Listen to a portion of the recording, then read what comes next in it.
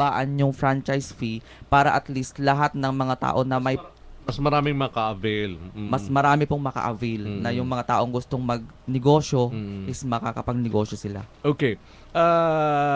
Ronald, para na rin doon sa kapakanan ng mga nakikinig sa atin, ano ba yung benepisyo? Kasi maaring yung iba ay hindi nila alam. Ano ba yung benefit kung sakali na ang kanilang business ay kinuha nila through franchising? Ang kagandahan po sa franchising is may system na tayo. Okay. So, subok na yung pangalan and then subok na yung kitaan. Mhm. Kumbaga, maliit na yung chance na malulugi siya kasi nasa system Kumbaga na siya. tried and tested na ito. Opo. So, tested na siya sa market. So, ang gagawin na lang natin is isa sa puso na lang natin yung business. Or kumbaga ipa-follow na lang natin Opo, ipa-follow na lang yung... kung ano yung kasi ang ganitong usapin naman ay kumbaga may mga seminars din kayo na binibigay doon sa mga nag-a-avail nitong franchise. Opo. So, bali may mga assistance guidance po sa mga nagpa-franchise para at least alam nila kung paano nila patakbuhin yung negosyo. Okay. So Ronald, sa ngayon, no, maraming OFWs na nakikinig sa atin, especially kahit yung mga nandun sa iba't ibang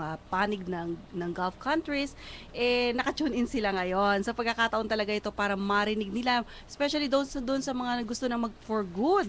So, paano kaya nila uumpisan tong negosyo na to? Ano kaya ang marketing strategy to? So, siguro bigyan natin ng pagkakataon si Si Roel, yun. Naisip ko Ronald. Na-explain para po sa ating mga listeners. Doon po sa mga kababayan natin na OFW, ito na po yung chance nila na magkaroon ng...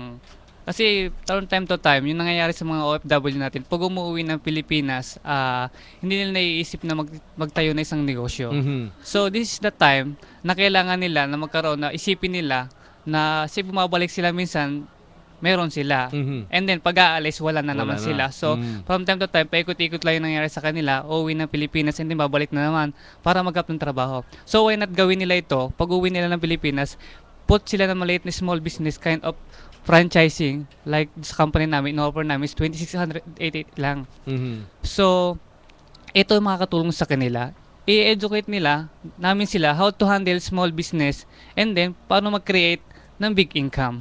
So, ito, matutulungan namin sila talaga dito. Bakit? Kasi yung company namin stable na. Since matagal na siya, yung company namin is talagang willing tumulong sa mga taong kagaya nila. Hindi lang naman po sa mga OFW, including po sa mga maliliit na tao. For example, yung mga gustong magtinda dyan sa mga bangketa na pwede silang kung ayaw nila individual, maghati-hati sila, Mhm. parang corporate, pero small business, pero lalaki rin yun. Ituturo namin how to handle business. Mhm. So, ganyan po yung ginagawa namin, ang company. Yun, okay. Okay, yung pag sinasabi mo kanina natuturuan, hanggang bang makita nyo na successful na talaga, talagang hindi nyo pa muna lulubayan. Kumbaga, iniisip natin na baka mamaya pag nakaset up na yung business na nandyan na, wala tayong support na makukuha. No, ma'am. Sa ginagawa po namin, kailangan po, stable namin sila iwanan. Yung franchising namin. Kailangan problema minsan yung communication. Minsan, pag nabusy na sila sa kanilang ginagawa, hindi na sila pumupunta ng office para mag-consult ulit sa kanila. For example, may problema silang konti. Dapat gawin nila. For example, ako yung agent nila, lapit sila sa akin.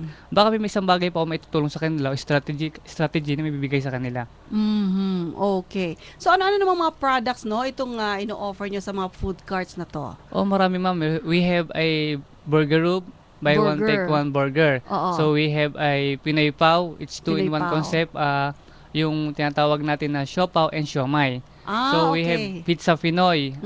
Plug natin yung pangalang Pinoy kasi, kasi nga pang Pinoy. Pang Pinoy to. Oo. We have Ching's Doublings. So, we have also a rice bowl. Tinatawag natin rice toppings. Kung familiar kayo sa rice in a box before. So, Oo. yun po ngayon yung ginawa namin. Kasi dati, nasa parang styro box. So, ngayon nasa bowl na lang yung sa amin. Nasa bowl naman. So, okay. we have a rainbow juicer, sisig stop, happy waffle. Parang waffle time siya, pero ibang plug name yung ginagamit. So, okay. on our own ang ginagamit namin. So, meron pa kami tinatawag na stir-fried noodles, which yung demand din ngayon. Parang yung Hong Kong noodles. Yes, ma'am. Yung po stir-fried noodles, maliit na stream-like noodles lang po siya na pina-fried. So, Oo. yun po. Pero hindi po kami tinatawag na ice pink scramble. Wow. So, yun yung range po ng 26,888 po yun. Yung all set na po siya. ready to operate na po. Ang problema lang po ng ating mga is yung location. Location Hindi lang. po kami may nagpo-provide ng location. Sila po yung po-provide ng location para sa kanila. Pero yung training ng mga staff na mag-ooperate noon, pinoprovide nyo rin? Yes, ma'am. Sa amin po lahat yun. Company po yung including po yung mga franchise seminar. Tuturo po ng company kung paano po ibebenta yung products mo. And then yung crew po, sa amin rin po magtuturo. Yung company rin po. So yung mga schedule naman po tayo ng mga seminars and then crew trainings. Wow. So yun sa amount nga na yun, Kuya Tony, talagang sulit naman pala, no? So, siguro yung mga nakikita natin mga franchising na medyo, bakit ka ba maniniwala? Meron tag 10,000 lang. Pero meron nga bang ganun? Yung maliliit lang ang amount na franchising na daw yun? Meron po kami nababalitaan na ganun. Kaya lang, siguro cart lang yun. Baka nga, ipapatong lang sa kariton. Okay. Pero Ronald, balikan natin yung ating pag-uusap dito. Yun na yung pinakamalaki, yung 26,000 or merong mas malaki pa dyan para at least magkaroon sila ng ideya. Binanggit na ni Ruel yung mga pwede nilang pagpilian. Pero yung pinakamalaki at yung pinakamaliit. So, ang pinakamaliit po is 16,888. Bali, siya po yung tabletop. Pinapatong lang siya sa lamesa. So, movable din siya. And then, ang sunod po is 42,888. 2-in-1 na po siya. Ibig sabihin, mamimili siya sa mga concept. So, mamimili siya pagsasamahin yung dalawa. So, ang maganda nun, iisang location lang yung binayaran mo, pero dalawang product ang pwedeng i-market. Then, mayroon din po kaming 3-in-1, 60,000. So, nakatipid na po sila ng halos 20,000 pag tatlo ang kukunin nila. So, puro tabletop yung 3-in-1, 2-in-1 na yun? Hindi po. Food cart na siya. Food cart din talaga. Ang tabletop po yung 16,000 po. Isa lang yun. So, kumbaga, let's say, kung dalawa, so madodoble yung regular size nung food cart. Kung tatlo, matitriple para ma-accommodate yung tatlong produkto na ititinda mo dun sa food cart. Opo. Oo nga naman. So, may bentahe. Pero ang maganda nga nito, ilang crew yung bali let's say ako yung kukuha, ako yung hahanap ng magiging tao ko or at first kayo yung kumbaga maglalagay ng crew doon. Mas maganda po kung kayo mismo, yung nag-franchise mismo ang maglalagay ng tao, at least kakilala nila. Okay, yes. At may malasakit doon sa business. Pero kayo lang yung magti-train. Opo, magti-train. So, bali, i-guide namin sila kung ano mga dapat gawin, ano yung mga dapat i-prepare para maging successful yung business. What about yung mga permits nito? Paano ito? Sino ang lalakad nun? Yung mga permits po, yung tao pong nag-franchise, kaya lang less effort na lang sila kasi naka-franchise na sila. So, bali kung ano yung hahanapin ng building or establishment na pagtatayuan nila, yun lang po yung i-provide nila. So, may mga nag-franchise po sa amin, barangay clearance, pwede na po. Yes. Maganda yun, Kuya, kasi talagang hindi na nga ma-hassle pa yung nagne-negosyo, di ba? Dahil para bagang ready-made na lahat, ito na lang ang kailangan mo i-provide.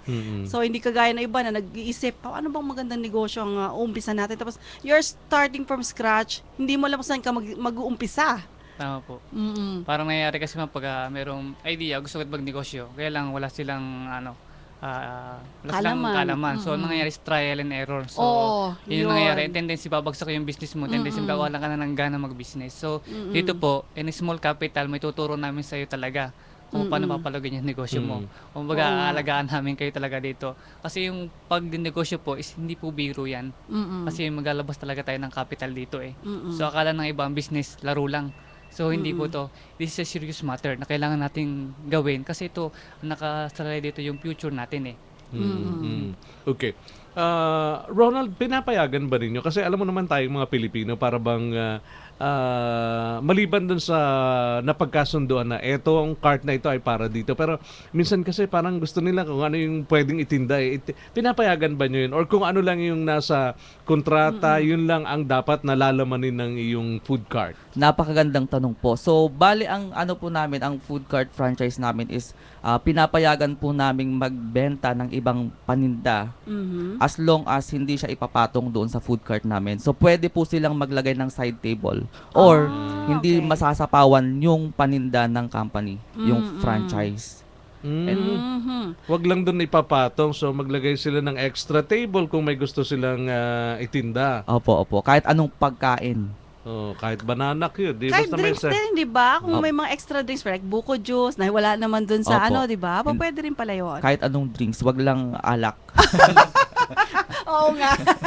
Hindi allowed Okay, yun. pero just in case yung paghahanap ng location ay gusto na rin ipaubaya sa inyo, pwede rin ba yun? Kumbaga parang yung full responsibility ay binibigay na sa inyong lahat. Paano naman yung, pwede ba yung ganon? Siguro kung magcha-charge kayo para dun sa maghahanap or makakakita ng pwesto, pwede ba yun?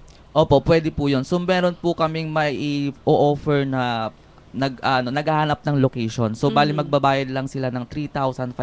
Then, magbibigay sila ng 4 to 5 locations. Then, mamimili po sila sa mga yon kung ma-approve. Pag hindi rin po hindi na-approve ng nag-franchise, pwede rin ulit sila magpahanap hanggang magustuhan nila yung location.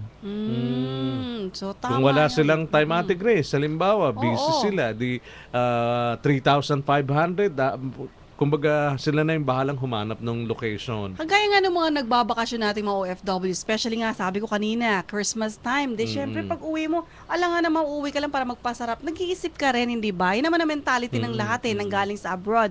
Mga balikbayan, ano bang pwedeng i-put up dito? Limitado lang tayo mo, 2 weeks ka lang pwede magstay. Alam nga naman 2 weeks mo, ihanap ng location. So, for 3,500, meron ng isang taon na gagawa nun para sa'yo. Opo, meron. Okay. So, napakaganda talaga nito. And then, after nung itong franchising, food cart na to, no? May sinasabi ka nga loading business. Opo. So, bali meron din po kaming e-loading business. So, nagkakahalaga lang po siya ng 1,888. Pero wait a minute, pwede ba yung isama sa food cart? Pwede po. So, Baka sabi mo, hindi. so bali po pag nag-franchise po pala sila, kasama na yung e-loading business powered by Load Central. Okay. So, naka-attach na pala yun doon. Okay. So, wala palang restrictions yon. Wala po. Okay. So, paano naman itong e-loading na to, Ruel? Actually, Paano ba yung, kumikita dyan? Sige nga. pwede po kayo maging dealer and retailer. Mhm. Kasi iba po nakikita natin ng mga e-loading, tapos yung cellphone na ginagamit. Mm-mm. So sa company po namin, yung SIM nyo lang, i-activate lang po natin yon. Mm-mm. So pwede na, pumimili lang po kayong dealer or retailer. Pag dealer po, pwede po kayo kumita ng 1 to 2%. Pag retailer naman po kayo, kita po kayo ng 11 to 13%. Yun po yung range, yung bracket ng kitaan dito sa e-loading. Hindi ba parang networking diyang e-loading na yan? Paano kung makarecruit ako? Sige, mag-e-loading ka rin. Kumuha nung kagaya ng gusto sa akin. Paano Actually, yun? meron po mga ganyan nangyayari ngayon. Tinatawag na may tag. Kung nakatag na yung SIM mo sa ibang network, sa kanya ka lang pwedeng mag-load. Ganun po yung nangyayari ngayon. So sa amin naman Okay. po, kasama na nga po, kagaya na yung ulit sabi ni Sir Ronald, kasama na po sa franchise namin yung e-loading. Ngayon kung 188 lang po yung kaya nyo for e-loading po, so yun lang po gagawin, i-activate lang po natin. Pipili lang po talaga kayong gusto nyo sa retailer o retailer kung alin mas malaking kikitain. For example, may mga kaibigan po kayo nag-retailer na. So pwede nyo po silang gawing retailer nyo since dealer kayo. Okay. So, yun pala naman, wala bang referral fee yan? Yung kaibigan mo, kumuha rin ng food cart, di ba? Magandang tanong yan, ma'am. Meron po, ma'am. Meron Meron po din. tinatawag na, bibigyan po ng referral ng company. Company po magbibigay sa inyo ng referral. Ganun po. Kuya, mag-refer na tayo. Okay. Pero nga Inainin nagtatanong. ngayon. Okay, siguro na late siya na magbukas ng radyo. Good morning po, DJ. Ask ko lang sana sa guest nyo kung paano ba kami makapag-start ng small business. Affordable po ba yung franchising nila? Affordable. Sabi mo nga, 16,000 yung pinakamaliit Opo. at yung pinakamalaki ay 60,000 to 60,000. 250,000 depende po sa design na gusto nila. May iba-iba pala siyang design. Opo. Okay. So, kung afford naman nila yung mas mahal, di ba? Pwede na rin. Pero dito na lang, Oo. kung yung texture natin na 16,000 or 26,000, sabihin na natin 27,000 or 30,000. So, yun yung mga maliliit or 1.8 pa nga kung loading lang yung gusto ninyo. Oo. So, yan yung yan yung mga initial capital na siguro isang buwan nyo lang sweldo yung 50 mil pwede na may katapat na yun dito sa kanila na negosyo dito. So, ang inyong nire-remind lang sa kanila is wag mapuputol yung communication sa inyo at saka sa kanila. So, parang hindi, kasi baka ang nangyayari, pag smooth sailing, di parang, kumbaga, nare-remind nyo sila from time to time. Kumbaga namomonitor din nyo sila. Anytime na magkaroon ng problema, matatanong din kayo. Opo. So mahalaga po talaga yung communication kasi mahalaga yung idea natin. So nakakapag-share tayo ng mga ideas kung paano natin mapapalago yung business. Kasi idea is money, money is idea. So mahalaga talaga po na pinag-aaralan, pinaghahandaan or nai-educate natin yung mga nag-franchise sa atin. Okay. So ano lang natin, no, ulit-ulitin lang natin na yung mga products ng mga cart sa isa manggagaling pa rin doon sa pinaka-source, no, yung sa inyo. So bali mayroon po tayong sariling factory. Yes, So yun. air condition po 'yon. So Okay. pwede po silang mag-visit sa factory namin kung gusto nilang makasigurado na malinis at ligtas Yes. ang aming mga products. That's one good point. Kaya nga gusto nating ulit-ulitin sa ating mga listeners na talagang very safe talaga pag itong kinuha nyo, itong Piltrepreneur na food cart franchising. Opo, Tama? opo. So kayo ang Okay. magdi-deliver. Yes, yun Opo. nga. Anong oras ng, let's say, depende kung anong oras kakailanganin halimbawa. 2 days before po dapat maitawag sa company or mai-email. So kung pwede naman pong mag-pick up. Pick upin na lang kung madalian na yung Kung rush talaga, rush na yung emergency. ng product. Okay. Okay, hi po DJR, Ma'am Grace and Sir Tony, nag-o-offer din po ba kayo ng Uniload? Uniload. Magkano po? Ano ba yung Uniload? So bali po yung Uniload or Load Central. So isang SIM card lang kagaya ng sinabi ni Sir Ruel, isang SIM card lang pwede nang loadan lahat ng network. Ayun pala yun siya. Opo, Okay, opo. okay. So i-activate lang po natin yung SIM card na hawak po nila and then pwede na silang mag-load sa sarili nila at sa mga iba't ibang kasambahay nila or kakilala. And then sabi nga natin kanina, mayroon din po tayong referral fee. So the more na i-refer natin, the more na mas malaki yung kita natin. So i-share lang natin yung business sa ibang mga tao. So nagkakaroon na tayo ng referral, nagkakaroon pa tayo ng mga bonuses. So mas maraming kang na-refer, mas malaki ang bonus mo. So kaya nga sabi ko nung nakaraan, pwede tayong umabot ng 120,000 per month depende sa effort ng nagbi-business. So kahit sa halagang 1,888 lang po. So kung madiskarte po yung tao at willing matuto mag-business, kayang-kaya po nating abutin yan in just 1 month. 120,000. Okay. 120,000. Okay, meron po tayong caller. Online ba siya? Okay, ang caller natin si Mr. Antonio Matriano. Pero wala siya sa line eh. Nagtanong lang siya. Okay. So tinatanong lang niya, ano daw po ba ang return of investment nito? Gaano siguro, kung gaano katagal, no? Mga 6 months ba, 7 months? At ilang percent daw po ang makikitain? At pinakahuli po yung contact number niyo tsaka yung website daw niyo.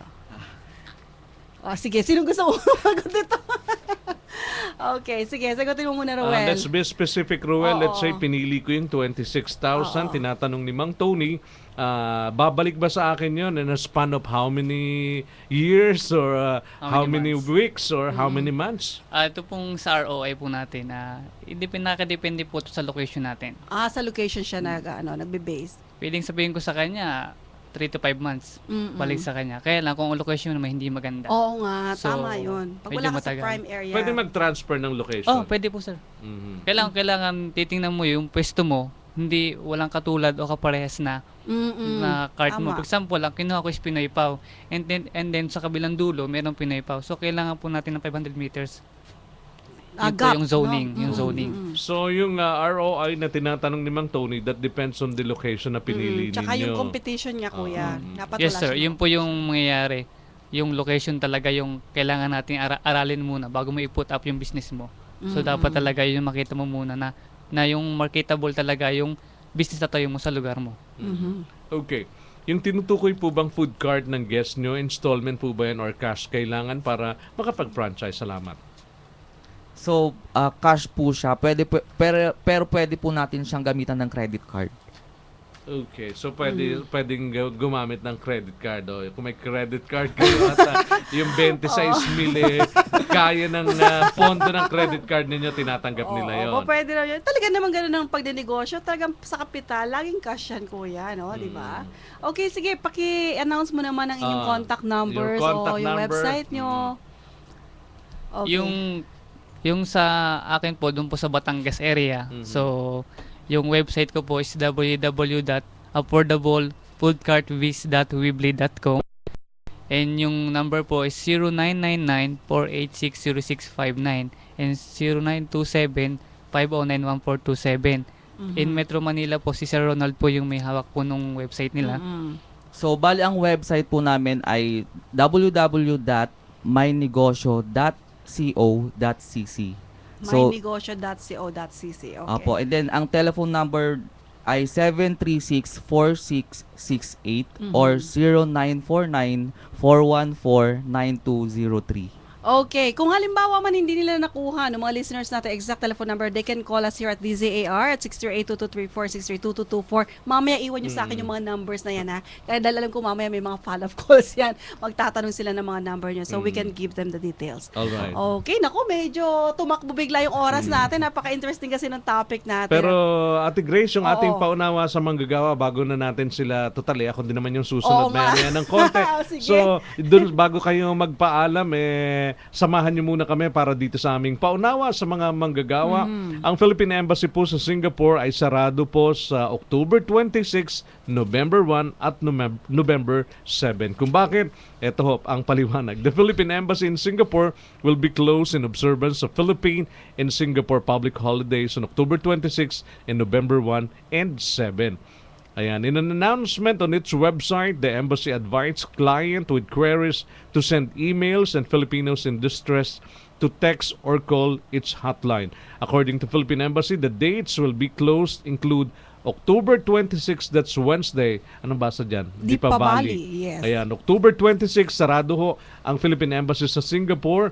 Ayan, November 1, Tuesday, dahil po yan sa All Saints Day. And November 7, that's Monday, Hari Raya Haji. Hari Raya Haji. Clients with queries are advised to send an email to php@pacific.net.sg with their name, contact number, and specific query.